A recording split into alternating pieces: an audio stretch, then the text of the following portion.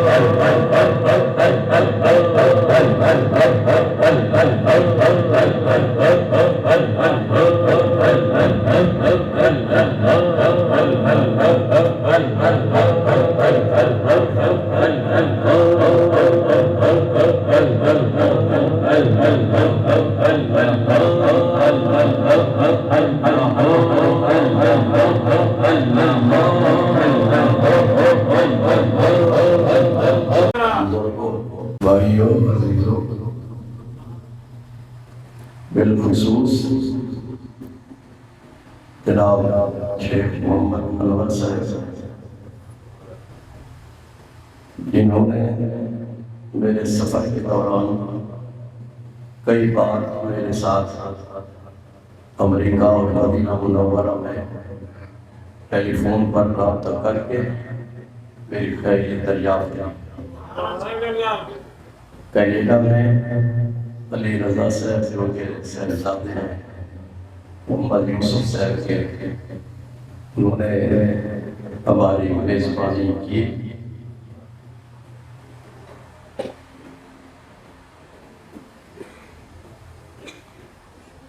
تقریباً 2 ماہ 13 یا 14 دن میں سفر میں رہا۔ 9 اگست کو یہاں سے روانہ ہوا، مدینہ منورہ حاضر ہوئی۔ 11 اگست کو میں نے مدینہ منورہ میں نماز جمعہ ادا کی اور 12 اگست کو عمرہ کیا۔ 13 اگست کو لندن پہنچا، 20 اگست کو امریکہ، 13 ستمبر کو کینیڈا، 15 ستمبر کو کینیڈا سے واپسی ہوئی۔ وہاں ڈاکٹر صاحب سے ٹائم لیا تھا، انہوں نے اپنی طبیعت دکھائی، انہوں نے 6 دن کی دوائی دی، اس کے استعمال کے بعد پھر دوبارہ بنایا۔ آپ سب حضرات کی دعا سے اللہ تبارک و تعالیٰ نے مکمل شفا اور صحت عطا فرمائی۔ 13 اکتوبر کو میں امریکہ سے روانہ ہوا، 14 اکتوبر کو جدہ پہنچا اور جدہ سے ہمارے مرید آئے ہوئے تھے، حاجی عبدالقادر صاحب مدینہ منورہ سے، وہ مجھے جدہ سے لے کے مدینہ شریف چلے گئے۔ تو 14 اکتوبر سے 21 اکتوبر تک میں مدینہ منورہ رہا۔ آج اکتوبر کی 27 ہے، اکتوبر کی 20 کو سے پہلے وہاں مدینہ منورہ میں جمعہ ادا کیا، یعنی اس سے پچھلا جمعہ تھا کہاں ادا کیا؟ مسجد نبوی شریف۔ 14 اکتوبر کو مدینہ شریف چلا گیا، پھر مدینہ شریف سے 17 اکتوبر کو میں واپس آیا مکہ شریف، عمرہ کیا، عمرہ کرنے کے بعد پھر 18 اکتوبر کو مدینہ شریف چلا گیا۔ اور حضور صلی اللہ علیہ وسلم کی کرم نوازی سے لوگ تو وہاں اپلیکیشن دیتے ہیں ریاض الجنہ میں، ہمیں اپلیکیشن دینے کی ضرورت نہیں۔ تہجد کے ٹائم ہم چلے گئے ریاض الجنہ میں، تہجد پڑھی اور وہیں بیٹھے رہے، درود شریف پڑھتے رہے سرکار کی بارگاہ، اور وہیں پہ فجر کی نماز ادا کی۔ فجر کی نماز ادا کرنے کے بعد پھر حضور صلی اللہ علیہ وسلم کی بارگاہ میں سلام پیش کیا۔ تو چونکہ میرا گھٹنے کا آپریشن ہوا ہے، اس لیے میں ویل چیئر استعمال کرتا ہوں۔ تو ویل چیئر والوں کے لیے انہوں نے علیحدہ راستہ رکھا ہوا ہے جو بالکل جالی مبارک کے سامنے، اور اس کے ساتھ لال رنگ کا انہوں نے کوئی قسم کا جنگلہ لگایا ہوا ہوتا ہے، دوسرے حضرات دوسری طرف ہوتے ہیں اور ویل چیئر والے اس طرف ہوتے ہیں۔ دوبارہ کا یہ ایک بابرکت اور نورانی لمحات تھے کہ آقا کریم صلی اللہ علیہ وسلم نے غیر ملکی سفر سے پہلے بھی آپ اپنی خدمت میں بلا لیا، اور اس سفر کے اختتام پر بھی اپنے پاس بلا لیا۔ 21 اکتوبر کو پی آئی اے کے ذریعے میں یہاں لاہور پہنچا رات کے 1 بجے، اور رش زیادہ ہونے کی وجہ سے 2:30 بجے ہم باہر آئے ایئرپورٹ سے، گھر پہنچے تو تقریباً 3 بج چکے تھے۔ تو گھر پہنچتے ہی میں نے عشاء کی نماز پڑھی، عشاء کی نماز کے بعد پھر تہجد پڑھی، تہجد کے بعد میں نے تھوڑا سا کھانا کھایا، کیونکہ جہاز میں کھانا نہیں کھاتا۔ 24 گھنٹے میں جاگتا رہا مدینہ منورہ میں، 21 کی صبح 7 بجے سے لے کے 22 کی 7 بجے تک 24 گھنٹے میں جاگتا رہا۔ میں نے پھر وعدہ کیا ہوا تھا 22 اکتوبر کو، 1 سال پہلے شیخ مظفر صاحب نے میلاد شریف کے لیے ٹائم لیا، اور چودھری شہزاد اسلم صاحب نے نکاح کیا۔ اب 22 کو میں نے آرام کرنا تھا، اتنی تھکاوٹ تھی، لیکن میں نے وعدہ کیا ہوتا، اور وعدہ پورا کرنا ضروری ہے۔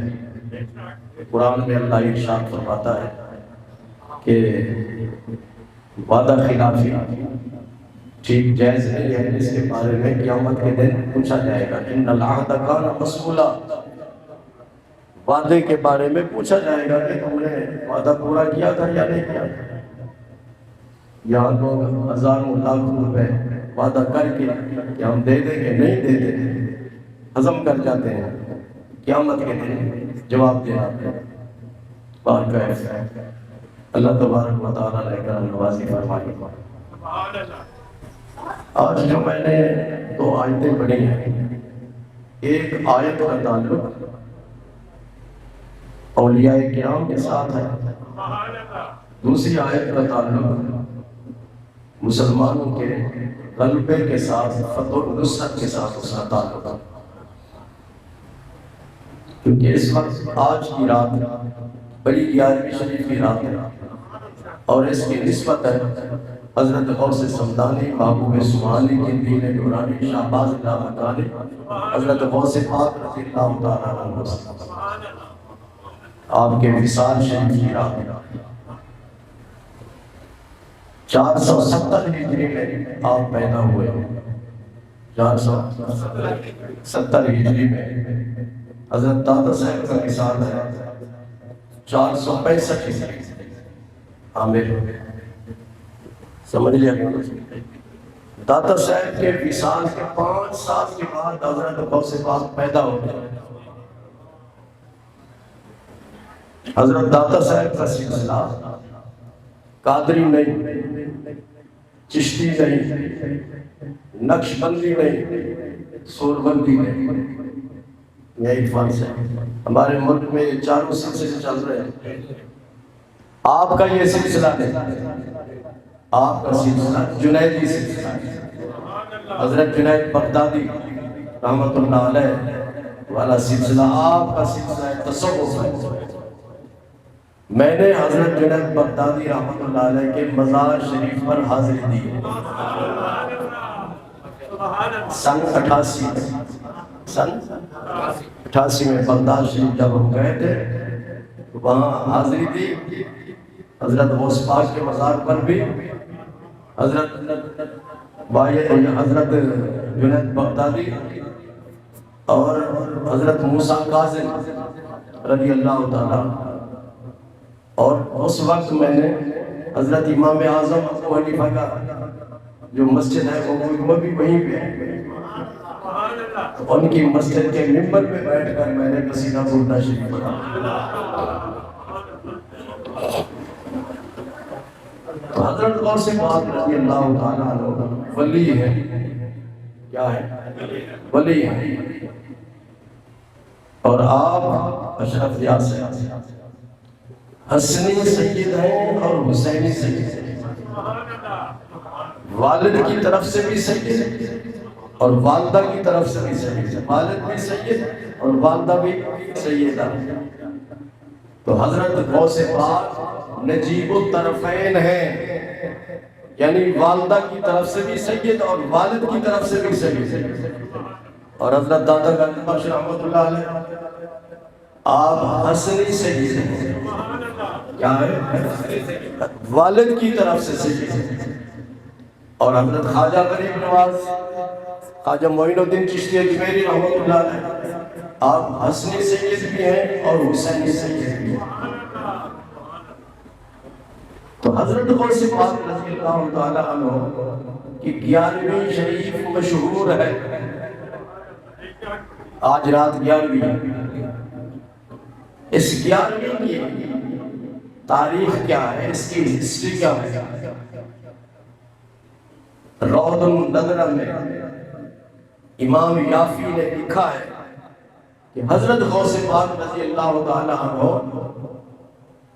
ہر ماہ کی 11 تاریخ کو حضور صلی اللہ علیہ وسلم کا میلاد مناتے تھے، آپ کا میلاد مناتے تھے۔ تو آپ کے وصال کے بعد پھر آپ کے مریدوں نے یہ سلسلہ جاری رکھا اور اس کا نام دیا گیا غوث پاک کی 11ویں۔ حضرت غوث پاک کی 11ویں، حقیقت میں 11ویں کیا ہے؟ میلاد مصطفیٰ صلی اللہ علیہ وسلم۔ معلوم ہوا میلاد منانا کوئی نئی بات نہیں ہے، اللہ کے ولی میلاد مناتے چلے آئے، اس لیے میلاد منانے پر اعتراض نہیں کرنا چاہیے۔ دلائل کیا ہے؟ دلائل بہت زیادہ ہے، سب سے بڑی دلیل تو ہمارے لیے یہی ہے کہ اللہ کے ولی میلاد مناتے تھے اور ہم ولیوں کے ماننے والے، ان سے محبت کرنے والے، لہذا ہمیں میلاد منانا چاہیے۔ تو حضرت غوث پاک رضی اللہ تعالیٰ عنہ کی آج 11ویں شریف ہے، تو آپ حضرات سے جتنا بھی ہو سکے لنگر بنائے یا اس فاتحہ شریف پڑھیں، قرآن شریف پڑھ کے ان کو اس کا ثواب پہنچائیں۔ مزید گفتگو میں آئندہ جمعۃ المبارک کے خطاب میں کروں گا، کافی وقت ہوگا۔ دوسری بات مختصر یہ کہ اس وقت جو کچھ فلسطین میں ہو رہا ہے، اسرائیل حملے کر رہا ہے، اسپتالوں پر حملے ہو رہے ہیں، گھروں پر حملے ہو رہے ہیں، مسجدوں پہ حملے ہو رہے ہیں، ہزاروں کی تعداد میں فلسطینی شہید ہو چکے ہیں، ان کے بچے شہید ہو چکے ہیں، مکان تباہ و برباد کر دیے اس وقت۔ یہ اسرائیل کون ہے؟ یہودی کون ہے؟ یہودی ہے، حضرت عیسیٰ علیہ السلام کو ماننے والے عیسائی کہلاتے ہیں۔ اور یہ بات یاد رکھیں، ہم مسلمان آدم علیہ السلام سے لے کر حضور صلی اللہ علیہ وسلم تک تمام نبیوں کو مانتے ہیں، حضرت عیسیٰ علیہ السلام کو بھی مانتے ہیں، حضرت موسیٰ علیہ السلام کو مانتے ہیں، تمام نبیوں کو مانتے ہیں۔ اور ان اسرائیلیوں کی ہسٹری یہ ہے کہ انہوں نے، قرآن کہتا ہے، بہت سارے نبیوں کو شہید کیا، بہت سارے نبیوں کو شہید کیا۔ حضرت عیسیٰ علیہ السلام اللہ کے نبی ہیں۔ مسلمانوں کا عقیدہ یہ ہے جو کہ قرآن میں بیان کیا گیا ہے۔ قرآن مجید میں اللہ تعالیٰ نے ارشاد فرمایا وَمَا قَتَلُوهُ وَمَا صَلَبُوهُ وَلَٰكِنْ رَفَعَهُ اللَّهُ، کہ حضرت عیسیٰ علیہ السلام کو نہ قتل کیا گیا نہ ان کو سولی پہ لٹکایا گیا، بلکہ اللہ نے ان کو آسمان میں اٹھا لیا، اس وقت زندہ موجود ہے۔ یہ ہمارا عقیدہ ہے کیونکہ جس کو قرآن مجید میں بیان کیا اور قرآن مجید سے ہم نے یہ حاصل کیا۔ لیکن اس وقت جو لوگ تھے حضرت عیسیٰ علیہ السلام کے زمانے میں، کچھ لوگ وہ تھے جو حضرت عیسیٰ علیہ السلام کے ماننے والے تھے، اور کچھ لوگ وہ تھے جو حضرت عیسیٰ علیہ السلام کے دشمن تھے۔ تو ان دشمنوں میں یہ لوگ تھے یہودی۔ اب یہ یہودی اور عیسائی کہتے کہ عیسیٰ علیہ السلام کو سولی پہ لٹکایا گیا۔ میں پوچھنا چاہتا ہوں کہ اس وقت سولی پہ کس نے لٹکایا؟ کیا عیسائیوں نے، حضرت عیسیٰ کے ماننے والوں نے ان کو سولی پہ لٹکایا؟ کیوں بھی؟ جو دشمن تھے انہوں نے لٹکایا، وہ دشمن یہ یہودی تھے۔ اگر ہمارے باپ کو کوئی قتل کر دے تو ہم معاف کریں گے؟ بولے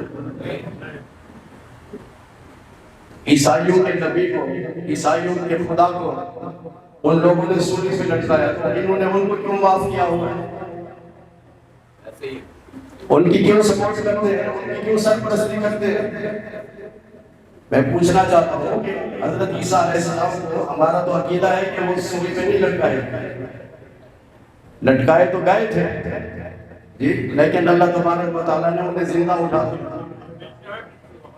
اور ان کی جگہ پہ کسی اور کو سولی پہ لٹکایا گیا۔ یہ تو ہمارا عقیدہ ہے۔ تو کس نے لٹکایا انہیں؟ اس وقت تو مسلمان نہیں تھے، کیوں بھائی؟ اس وقت یا یہودی تھے یا عیسائی تھے۔ عیسائی تو اپنے عیسیٰ علیہ السلام کو ماننے والے تھے، تو وہ اپنے نبی کو اور یا اپنے خدا کو کیسے لٹکا سکتے تھے؟ جنہوں نے لٹکایا یقیناً وہ یہودی ہیں۔ تو ان یہودیوں کی یہ لوگ کیوں سپورٹ کرتے ہیں جو عیسیٰ علیہ السلام کو مانتے ہیں؟ بات کہیں اس وقت فلسطین کے جو حالات ہیں اندوہناک، المناک اور غمناک ہیں۔ گاجر مولی کی طرح ان کو کاٹا جا رہا ہے، مارا جا رہا ہے۔ بڑی طاقتوں کے قانون تک کیوں تک نہیں کرے؟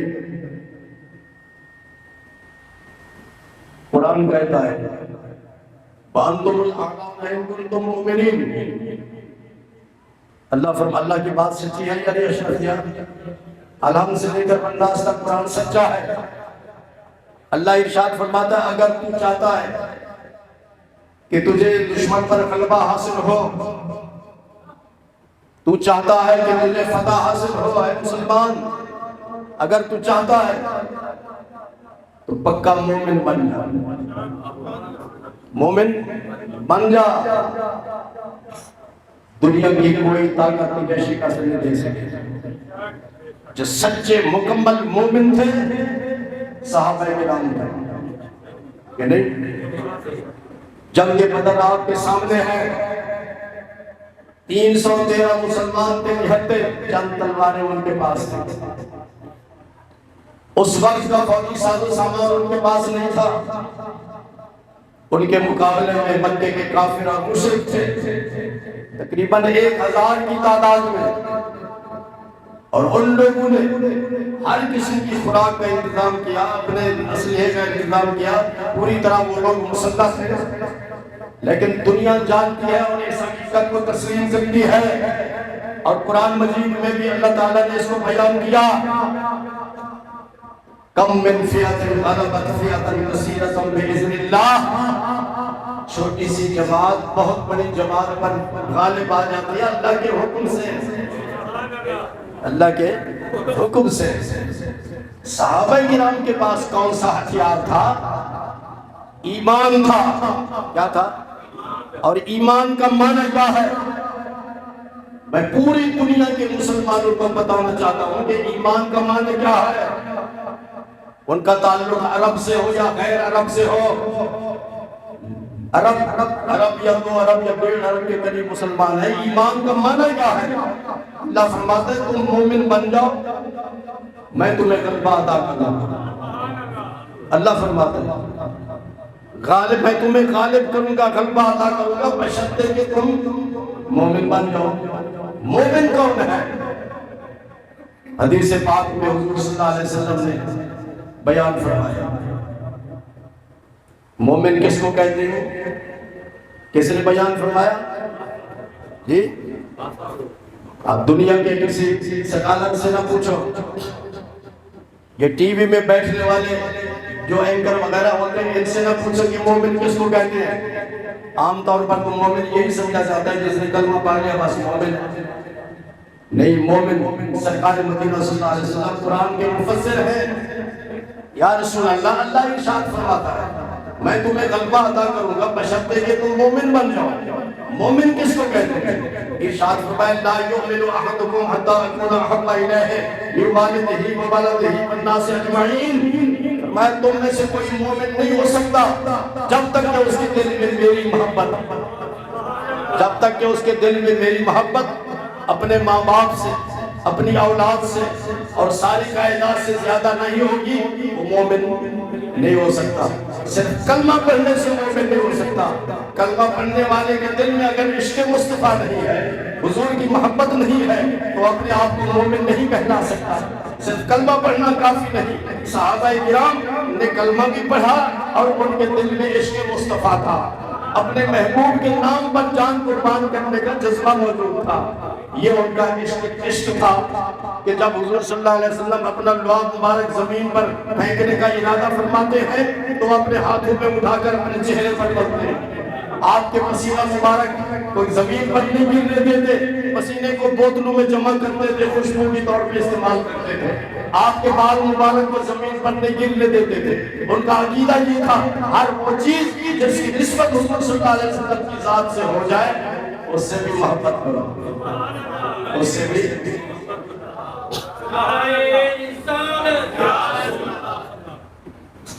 ان کے صحابہ کے دلوں میں عشق و محبت تھا۔ یہ ایسی پاور اور ایسی طاقت تھی جس کی وجہ سے جہاں بھی قدم رکھتے تھے کامیاب ہوتے تھے۔ کامیابی ہتھیاروں سے نہیں ہوتی، کامیابی ایمانی قوت سے ہوتی ہے۔ کامیابی حضور صلی اللہ علیہ وسلم کی صورت اور آپ کی سیرت طیبہ پر عمل کرنے سے ہوتی ہے۔ میں ان سب لوگوں سے پوچھتا ہوں جو کلمہ پڑھنے والے ہیں، کیا تمہاری صورت رسول عربی کی صورت کے مطابق ہے؟ تمہاری صورت اللہ تعالیٰ کے رسول کی صورت کے مطابق ہے؟ تمہاری سیرت حضور صلی اللہ علیہ وسلم کی سیرت کے مطابق ہے؟ نام کے مسلمان نہ بنو، سرکار مدینہ صلی اللہ علیہ وسلم کے عشق و محبت سے سرشار ہو کر آپ کی صورت کو بھی اپناؤ اور آپ کی سیرت کو بھی اپناؤ۔ جہاں قدم رکھو گے زمین تمہارے قدموں کا بوسہ دے، فتح نصرت تمہارے قدموں کا بوسہ دے۔ اور یہ تاریخ اسلام اس بات کی شاہد ہے کہ صحابہ نے جہاں بھی قدم رکھا اللہ نے ان کو فتح نصرت عطا فرمائی۔ آج ہم فلسطین میں بھی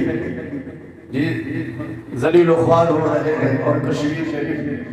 کشمیری مسلمانوں عاشق رسول بن جاؤ، فلسطینیوں عاشق رسول بن جاؤ، سرکار کی صورت کو اپناؤ، سرکار کی سیرت کو اپناؤ، دنیا کی کوئی طاقت تمہیں شکست نہیں دے سکتی۔ اللہ تبارک و تعالی ہمیں ان فلسطینیوں اور ان کشمیریوں کے لیے خصوصی دعا کی توفیق عطا فرمائے۔ ہم وہاں جا کے جہاد تو نہیں کر سکتے جی، دو کام کر سکتے ہیں۔ ایک تو یہ کہ جو بھی یہ ایماندار تنظیمیں ان کے لیے چندہ اکٹھا کر رہے ہیں، اس میں آپ اپنا حصہ ڈالیں فلسطینیوں کے لیے اور کشمیریوں کے لیے۔ اور دوسرا یہ کہ ان کے لیے دعا کریں کہ اللہ انہیں فتح عطا فرمائے۔ حضور صلی اللہ علیہ وسلم ارشاد فرماتے ہیں کہ الدعاء سلاح المومن، سرکار فرماتے ہیں دعا مومن کا ہتھیار ہے۔ اللہ اکبر۔ کل بدر کی جنگ شروع ہونے والی ہے اور رات کو حضور صلی اللہ علیہ وسلم سجدے میں عرض کرتے ہیں اللہم انتہلک حاضر حسابا فلن تعبد ابدا، یا اللہ یہ مٹھی بھر لو، اگر آج یہ جام شہادت نوش کر لے ختم ہو جائے تو قیامت تک تیرا نام لینے والا کوئی نہیں۔ تو آقا کریم صلی اللہ علیہ وسلم اپنے اس جھونپڑی مبارک میں سجدہ ریز ہو کر دعا فرما رہے ہیں کہ یا اللہ ان کو کامیابی عطا کر۔ سرکار کی دعا ہے، دعا مومن کا ہتھیار ہے۔ پوری دنیا کے جتنے بھی مسلمان ہیں سرکار مدینہ صلی اللہ علیہ وسلم سے عشق و محبت کرنے والے سب لوگ مل کے اجتماعی ان کے لیے دعا کریں کہ یا اللہ انہیں اس فتنے سے نجات عطا فرما اور انہیں کامیابی کامرانی عطا فرما۔